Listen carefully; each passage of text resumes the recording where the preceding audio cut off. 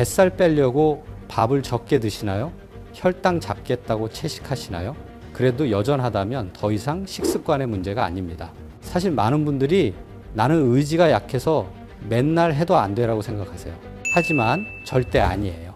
진짜 원인은 나이가 들며 변해버린 우리 몸속 세포에 있어요.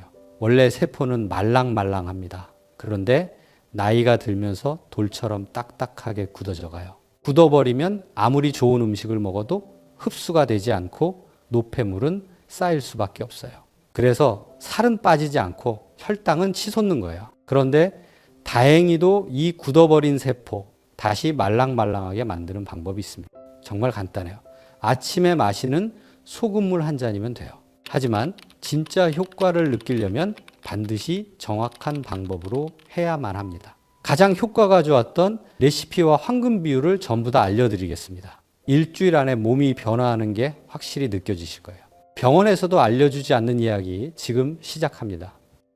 저 역시 1500일 동안 소금물을 마시면서 임신한 거 아니냐고 놀림받던 허리둘레가 15cm나 줄어들었고 180에 가까웠던 혈당 수치는 90까지 내려왔어요.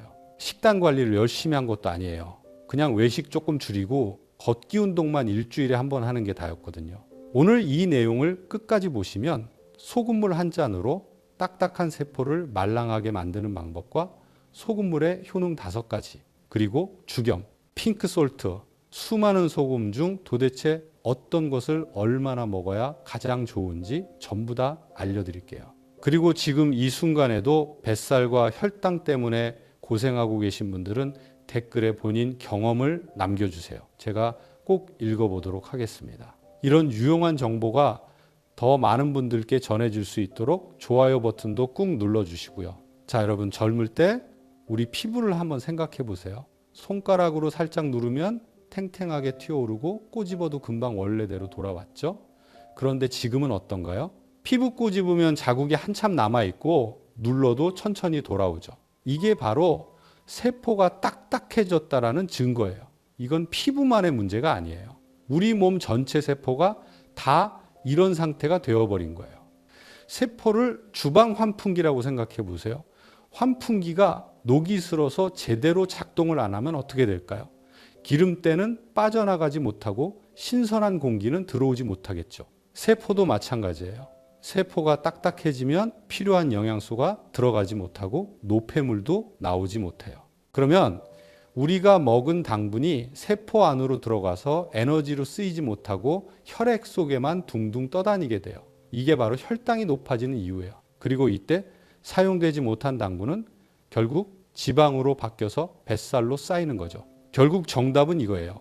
여러분이 아무리 음식에 신경을 써도 운동을 열심히 해도 항상 몸은 무겁고 뱃살은 빠지지 않고 혈당 조절이 안 된 진짜 근본적인 원인은 세포가 딱딱하게 굳어버렸기 때문인 거예요.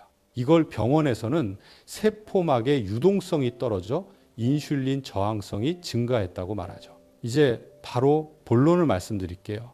그럼 도대체 왜 우리 세포가 이렇게 딱딱해지는 것이고 이걸 해결하려면 소금물을 마셔야 하는 걸까요?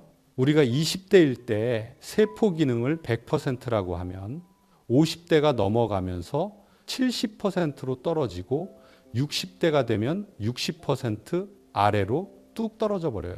그 이유가 바로 미네랄 불균형 때문이에요. 나이가 들수록 우리 몸에서 소중한 미네랄들이 점점 더 많이 빠져나가거든요. 꽉 잠겼던 수도꼭지가 조금씩 풀려서 물이 똑똑 떨어진다고 생각하시면 좋을 거예요. 실제로 평상시에도 여러분이 미네랄 불균형을 느낄 수 있는 순간들이 있어요. 예를 들어서 땀이 날 정도로 운동을 했는데 물을 아무리 마셔도 계속 목이 마른 적 있으시죠? 또는 아침에 일어나서 입맛이 없고 밥 먹기 싫을 때 말이에요. 이게 다 미네랄이 부족하다는 신호예요. 운동할 때 땀으로 미네랄이 빠져나가면 물만 마셔서는 갈증이 안 풀려요. 세포가 물을 제대로 흡수하지 못하거든요. 아침에 입맛이 없는 것도 밤새 미네랄 균형이 깨져서 소화 기능이 떨어진 거고요. 그런데 여러분도 경험해 보셨을 거예요. 운동하고 나서 이온 음료를 마시면 물보다 갈증이 훨씬 빨리 해결되죠. 아침에 입맛이 없을 때 된장찌개 같이 약간 짠 음식을 먹으면 갑자기 입맛이 돌아오고요. 이게 우연이 아니에요. 우리 몸에 미네랄이 충전되면서 딱딱해졌던 세포가 말랑말랑하게 바뀌면서 에너지를 받아들일 준비가 됐다는 거예요. 그런데 이온 음료나 짠 음식을 먹을 때마다 이런 효과를 느끼려고 하면 큰일이에요. 이온 음료는 당분 폭탄이고 가공식품은 화학 첨가물 투성이거든요. 그럼 어떻게 해야 할까요?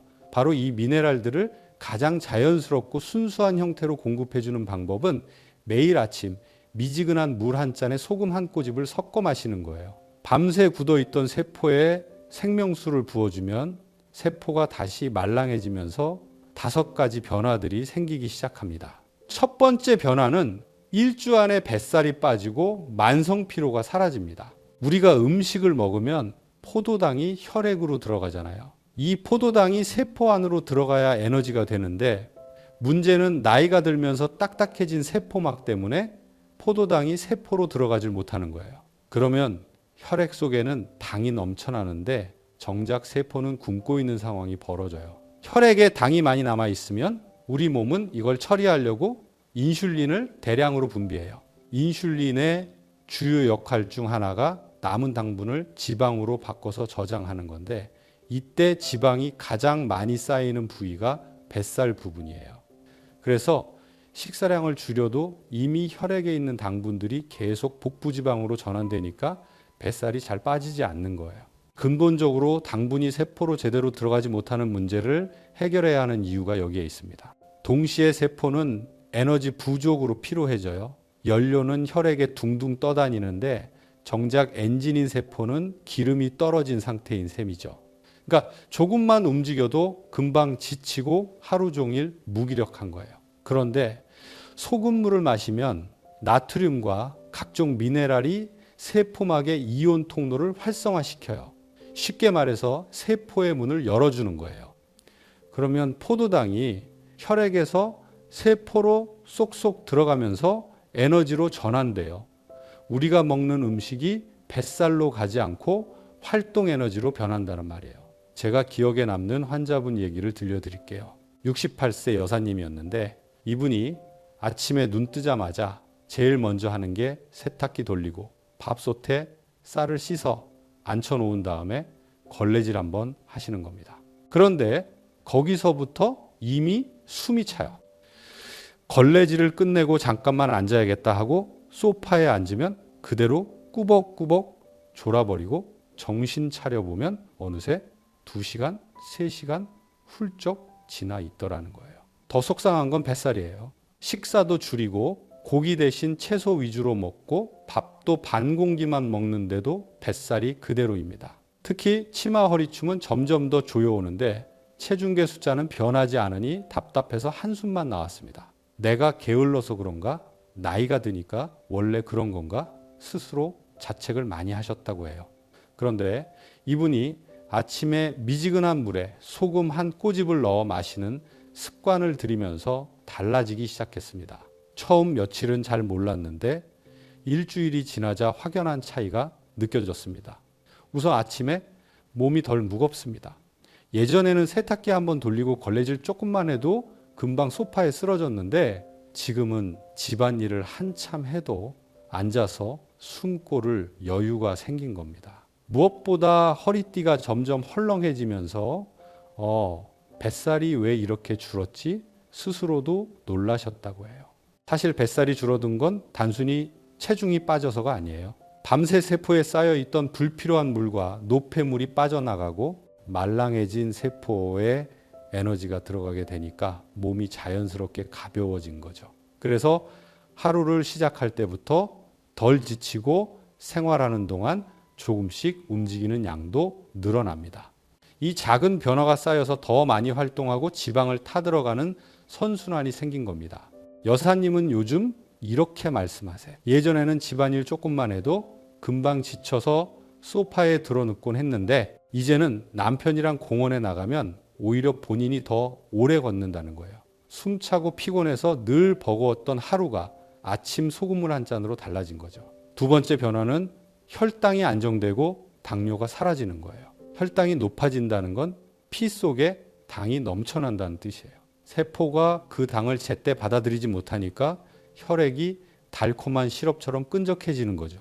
그렇게 되면 혈관벽이 점점 약해지고 혈류가 느려져 손발이 저리거나 시야가 흐려지는 증상도 생깁니다. 이 상태가 오래 가면은 우리 몸은 최후의 수단으로 당을 소변으로 빼내려고 합니다.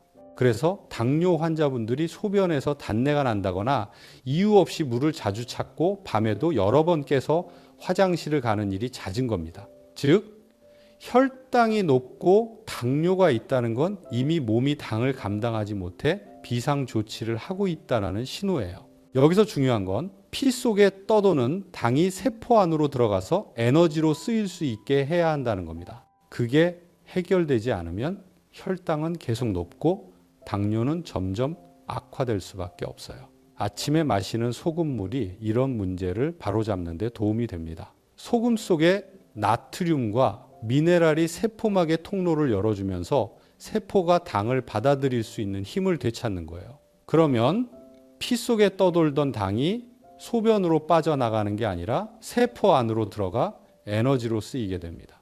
결과적으로 혈당이 안정되고 당뇨로 인한 잦은 갈증이나 잦은 소변 같은 증상도 서서히 완화되는 거죠. 앞서 말씀드린 뱃살이 빠지는 원리와 혈당이 낮아지는 원리는 똑같아요. 세포를 말랑하게 만들어서 혈액과 지방에 남아있는 당분을 에너지로 사용하자는 거예요. 세 번째 변화는 피부가 맑아지고 얼굴 붓기가 사라집니다. 이건 특히 여성분들이 가장 빨리 체감하는 변화 중 하나예요. 아침에 거울을 보면은 눈꺼풀이 부어 있거나 손발이 무겁게 붓는 경험 많이 하시죠?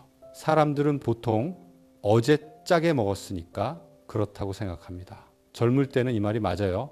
나트륨을 과하게 먹으면 몸이 물을 끌어들여 아침에 붓는 경우가 있거든요.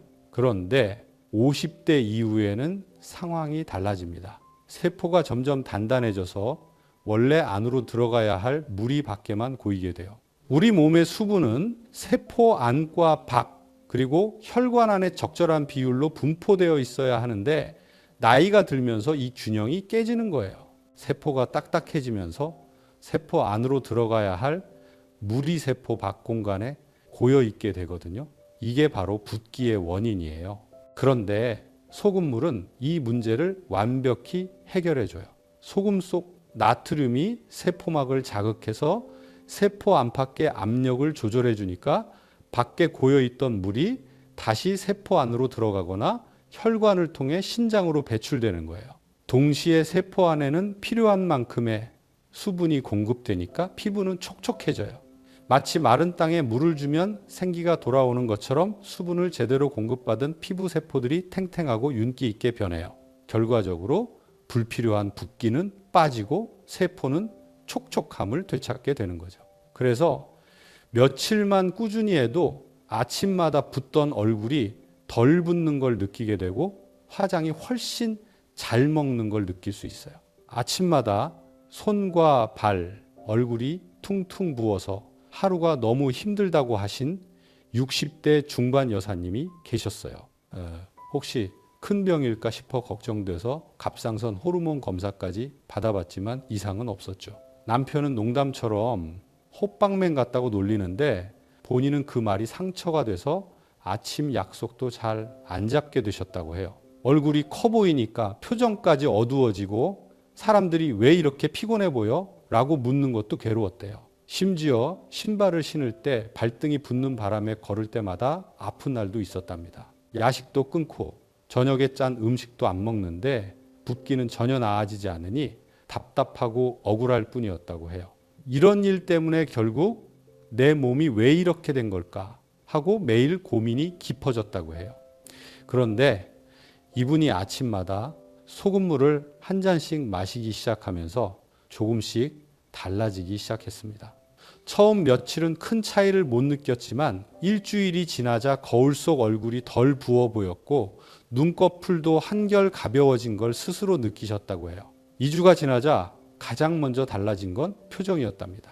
예전에는 얼굴이 커 보이고 무겁게 부어서 늘 지쳐 보인다는 말을 들었는데 이제는 피부가 좋아졌다, 얼굴이 훨씬 맑아졌다는 이야기를 듣게 된 거죠. 심지어 피부가 탱탱해지면서 주변에서 요즘 피부가 다니세요?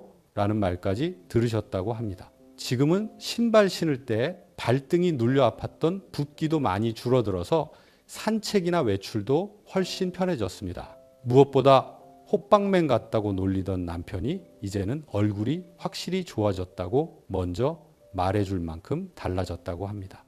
요즘 여사님을 만나면 항상 하시는 말씀이 예전엔 아침마다 거울 보는 게 두려웠는데 이제는 하루를 시작하는 게 더 즐거워졌어요 라고 하시는데, 저는 이 말을 들을 때 정말로 뿌듯하고 보람을 느낀 사례였어요. 네 번째 변화는 만성염증이 사라지고 면역력이 강해지는 거예요.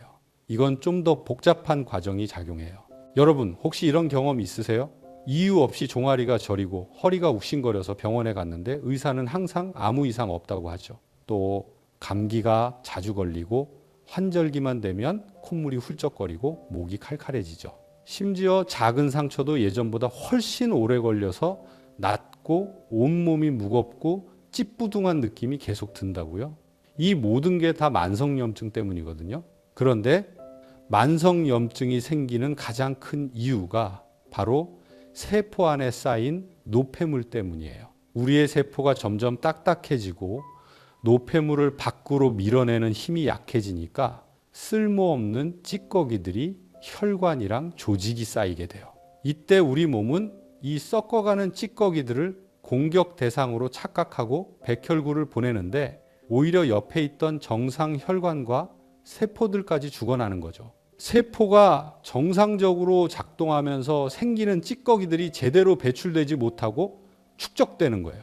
이게 벼룩 하나 잡으려고 초과상간을 태우는 격인데 참 난감하죠. 자, 이때 소금물의 미네랄이 몸속으로 들어가면 세포막을 말랑하게 만들면서 이런 노폐물들을 세포 밖으로 쭉쭉 빼내기 시작해요. 동시에 신선한 영양분과 산소가 세포 안으로 들어가면서 세포가 건강하게 재생되는 거죠. 염증의 원인이 제거되니까 자연스럽게 염증 수치가 떨어지는 거예요. 더 중요한 건 소금물에 있는 아연과 마그네슘이 면역세포의 기능을 향상시킨다는 건데요. 평소에 원인 모를 잔병이 있으신 분들은 빨리 걷기 운동과 함께하면 더 효과가 있으실 거예요. 제 환자분 중 한 분인 76세 아버님은 예전부터 원인 모를 비염을 달고 사셨어요. 환절기만 되면 콧물이 멈추질 않고 감기라도 걸리면 몇 주씩 기침과 콧물에 시달리곤 하셨죠. 코를 너무 많이 푸셔서 코가 헐어버릴 정도셨어요. 그런데 아침마다 소금물을 마시기 시작한 뒤로 뚜렷한 변화를 보이셨어요. 감기 기운이 와도 금방 지나가고 콧물도 훨씬 줄어서 일상생활이 한결 편해지신 거예요. 게다가 상처가 잘 아물지 않아 걱정이셨는데 요즘은 회복도 빨라져서 굉장히 만족하면서 지내고 계시답니다. 마지막 5번째 변화는 변비가 사라지는 거예요. 변비가 생기는 이유는 여러 가지인데 나이가 들면서 특히 2가지 문제가 심각해져요. 첫째는 장 운동성이 떨어지는 거예요. 장벽에 있는 근육들이 약해지면서 변을 밀어내는 힘이 부족해져요. 둘째는 수분 흡수 능력이 떨어지는 거예요. 장에서 적절한 양의 수분을 흡수해야 변이 적당히 부드러운 상태로 나오는데 이 기능이 약해지면 변이 딱딱해져요. 소금물은 이 2가지 문제를 동시에 해결해줘요. 우선 소금물이 위장에 들어가면 장벽을 자극해서 연동 운동을 활발하게 만들어요. 소금의 나트륨 이온이 장 근육의 수축을 촉진하는 거죠. 마치 잠들어 있던 엔진의 시동을 걸어주는 것처럼 장 운동을 깨워주는 역할을 해요. 동시에 소금물은 삼투압 작용으로 장 속으로 수분을 끌어들여요. 장 안에 소금 농도가 높아지면 주변 조직에서 물이 이동해 들어와요. 이 물이 변을 부드럽게 만들어서 배출을 쉽게 해주는 거죠. 사흘에 한 번씩 힘겹게 화장실에 가던 74세 어머님은 소금물을 마시기 시작한 지 열흘 만에 매일 아침 시원하게 본다고 연락을 주셨어요. 처음에는 반신반의하셨는데 3일 차부터 확실한 변화를 느끼기 시작했다고 해요. 이분은 변비 때문에 20년 넘게 고생하셨던 분이에요. 각종 변비약을 다 써봤는데 효과가 일시적이거나 부작용이 심했거든요. 그런데 소금물은 매일 마셔도 내성이 생기지 않고 오히려 장 기능이 점점 개선되는 걸 느낀다고 하시더라고요. 자, 지금까지 소금물의 효능을 전부 말씀드렸어요. 내용이 좀 길었으니까 이해하기 쉽게 핵심만 요약해 드릴게요. 아침 소금물 한 잔은 딱딱해진 세포를 다시 말랑하게 만들어줍니다. 말랑해진 세포는 다시 일을 하기 시작해서 우리 몸의 염증과 노폐물 밖으로 내보내고 몸속에 쌓여있는 당분을 에너지로 바꾸기 시작해요. 그래서 뱃살이 빠지고 혈당이 안정되고 얼굴 붓기가 줄고 염증이 사라지며 변비까지 해결되는 거예요. 한마디로 세포가 젊어지니까 몸 전체가 활력을 되찾는 겁니다. 방금 말씀드린 증상들은 우리가 젊었을 땐 고민하지 않았던 문제인 걸 생각하면 이해하기 쉬우실 거예요. 이제 어떤 소금이 좋고 얼마나 먹어야 하는지, 그리고 진짜로 중요한 내용들까지 바로 말씀드릴게요. 거의 다 왔으니 조금만 더 힘내서 다들 건강하게 지내셨으면 좋겠어요. 혹시 지금까지 내용을 누군가에게 전해주고 싶으시다면 좋아요 한 번만 눌러주세요. 지금부터 어떤 소금을 먹어야 말씀드릴 건데 우리가 먹는 소금이라고 다 같은 소금이 아닙니다. 마트에만 가도 정제소금, 천일염, 죽염, 용융소금, 히말라야, 핑크솔트까지 너무 많죠. 겉으로 보기에는 다 하얗고 비슷해 보여도 소금마다 우리 몸에 미치는 영향은 크게 다릅니다. 어떤 건 미네랄이 거의 빠져 있어서 단순히 짠맛만 내는 경우가 있고, 어떤 건 칼슘, 마그네슘, 칼륨 같은 미네랄이 풍부해서 세포 건강을 살려주는데 훨씬 도움이 되죠. 그래서 소금의 종류를 하나씩 짚으면서 여러분이 어떤 기준으로 선택해야 하는지 확실하게 알려드리겠습니다. 먼저 여러분이 집에서 김치나 젓갈 담글 때 쓰는 하얗고 뽀얀 정제염은 사실 99% 순수 나트륨이에요. 말 그대로 짠맛만 있는 소금이죠. 물론 이 나트륨이 몸에 해로운 건 아니에요. 깨끗하게 만들어진 좋은 상품이에요. 하지만 미네랄이 거의 없기 때문에 매일 아침 정제염 한 꼬집에 소금물을 마신다고 해서 우리 몸이 좋아지지는 않아요. 마치 백미와 현미의 차이라고 보시면 돼요. 백미는 맛있고 어느 음식에나 잘 어울리지만 영양소는 대부분 도정 과정에서 사라진 거잖아요. 정제염도 마찬가지예요. 그럼 천일염은 어떨까요? 천일염은 바닷물을 염전해서 자연 건조시킨 거라. 나트륨 외에도 마그네슘, 칼슘, 칼륨 같은 미네랄들이 자연스럽게 남아 있어요. 나트륨 함량이 85%, 미네랄 함량은 15%, 여서 색깔도 순백색이 아니라 살짝 회색빛이 도는 게 자연스럽고요. 또 요즘 소금 가격이 많이 올랐지만 그래도 추천드리는 소금 중엔 가격이 가장 싸기도 해요. 마트에서 1kg에 5,000원이면 살 수 있거든요. 하루에 한 꼬집씩 써도 1년은 쓸 수 있으니까 경제적이죠. 솔직히 말씀드리면 처음 시작하시는 분들은 천일염만 써도 충분해요. 그럼 더 비싼 죽염이나 핑크솔트, 용융소금은 뭐가 다를까요? 죽염은 천일염을 대나무통에 넣고 소나무 장작으로 고온에서 구워서 만든 거예요.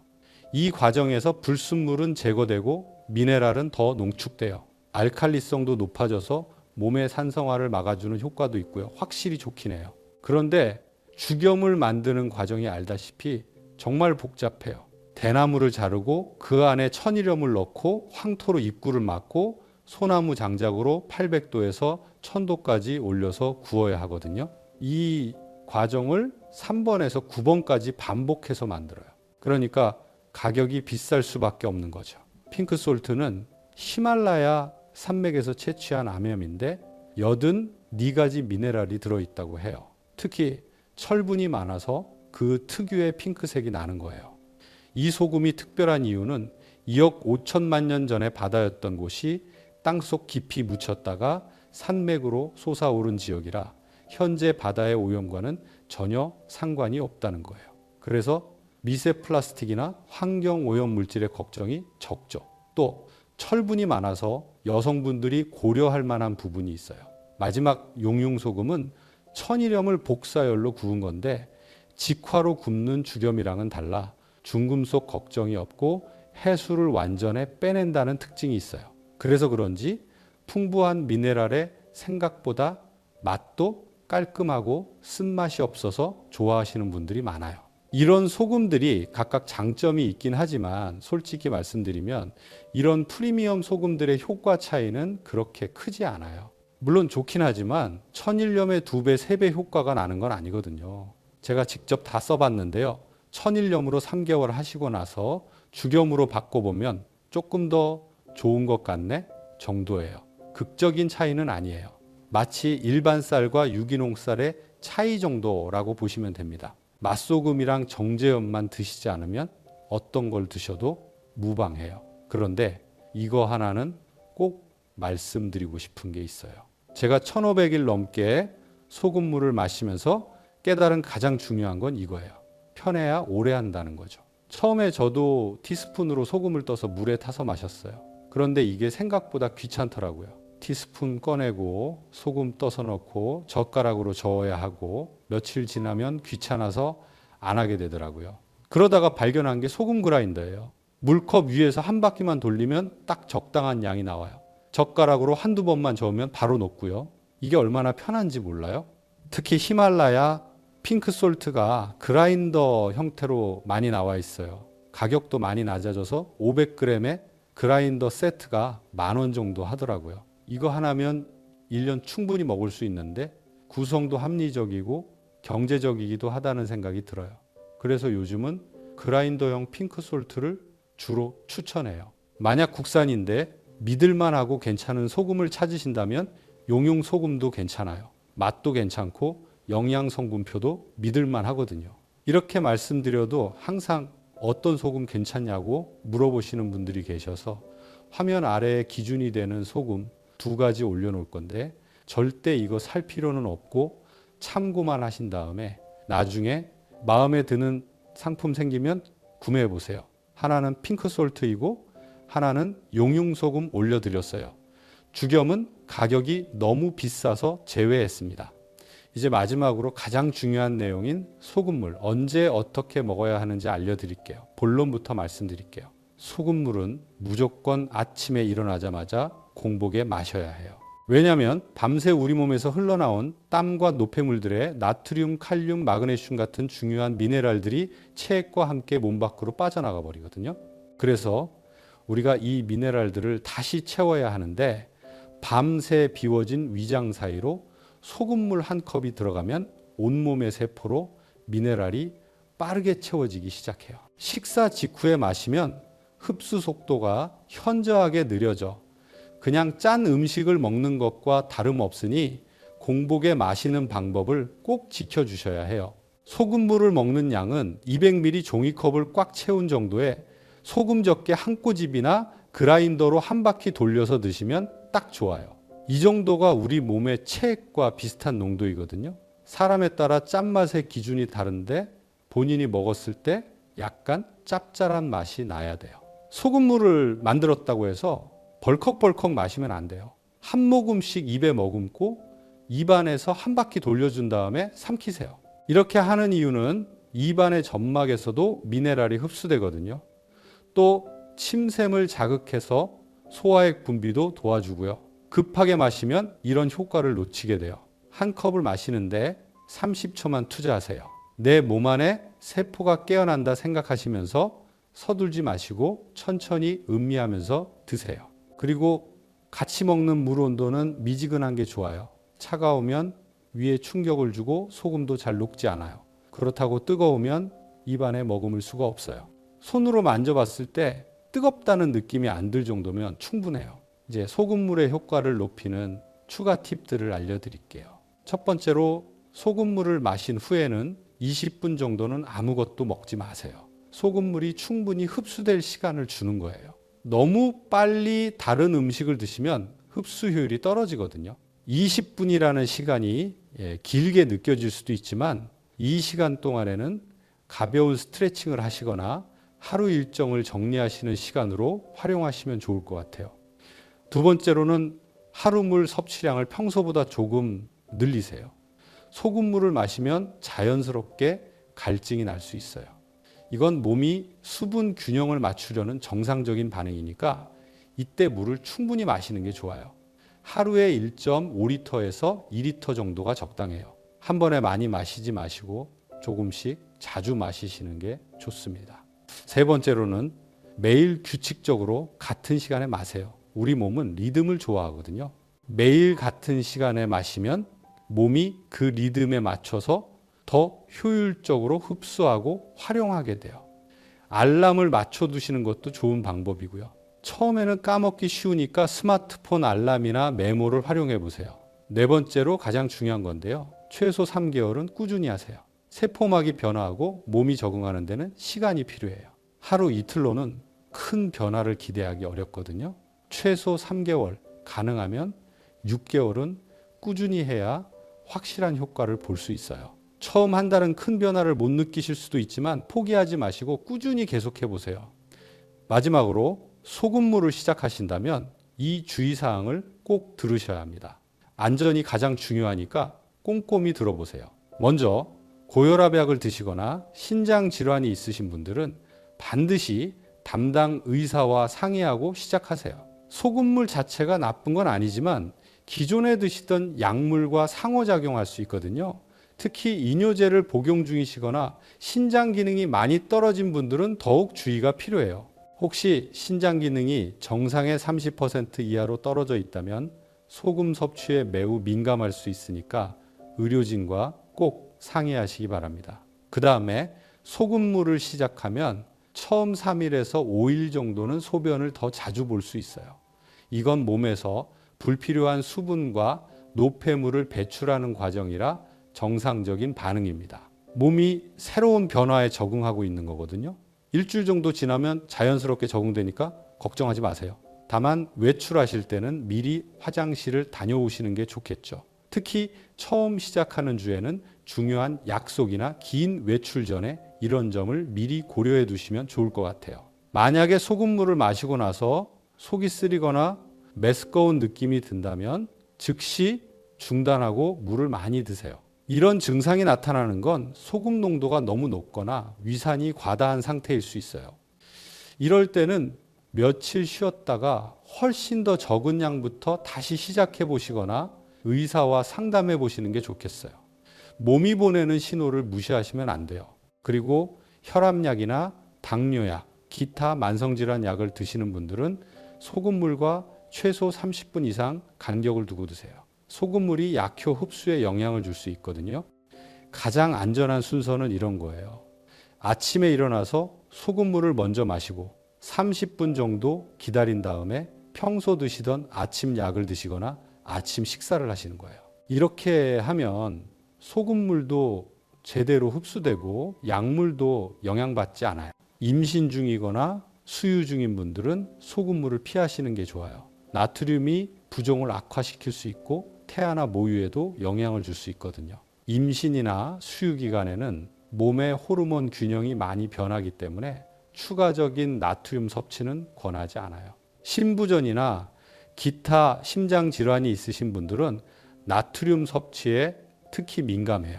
심장에 무리가 갈 수 있으니까 반드시 심장내과 의사와 상의하고 시작하세요. 심장 건강은 정말 신중하게 접근해야 하는 부분이거든요. 이런 증상이 나타나면 즉시 중단하시고 의사와 상담하세요. 어지럼증이 생기거나 머리가 아픈 경우, 손발이 심하게 붓거나 체중이 갑자기 늘어나는 경우, 가슴이 두근거리거나 숨이 차는 경우, 소변량이 현저히 줄어드는 경우, 극심한 갈증이나 입맛 변화가 생기는 경우에는 즉시 소금물을 중단하세요. 이런 증상들은 나트륨 과다나 전해질 불균형의 신호일 수 있어요. 몸이 위험하다고 신호를 보내는 거니까 무시하지 마시고 즉시 중단하시면 더 안전하실 거예요. 이제 모든 내용이 끝났어요. 조금 도움이 되셨을까요? 제가 드리고 싶은 말씀은 소금물은 정말 간단한 건강관리 방법이라는 거예요. 복잡한 준비나 비싼 장비가 필요한 것도 아니고 그냥 아침에 소금물 한 잔만 마시면 되는 거거든요. 하지만 간단하다고 해서 대충 하시면 안 돼요. 올바른 방법으로 꾸준히 해야 효과를 볼 수 있어요. 특히 처음 시작하시는 분들은 욕심내지 마시고 정말 소량부터 천천히 시작하세요. 첫 주에는 한 꼬집도 안 되는 정말 조금만 넣어서 몸이 적응할 시간을 주는 게 가장 중요해요. 몸이 변화를 받아들일 준비가 되면 자연스럽게 양을 늘려가시면 됩니다. 그리고 혹시라도 뭔가 이상하다는 느낌이 드시면 즉시 중단하고 의사와 상담하세요. 건강법이라는 건 결국 안전이 최우선이어야 하니까요. 급하게 효과를 보려고 무리하시면 오히려 건강을 해칠 수 있어요. 천천히 꾸준히 안전하게 하시는 게 가장 좋은 방법입니다. 여러분 모두 좋은 정보 얻고 언제나 건강하게 보내셨으면 좋겠습니다. 항상 행복하시고 오늘 내용이 도움되었다면 좋아요 한번 부탁드릴게요. 감사합니다. 행복하세요.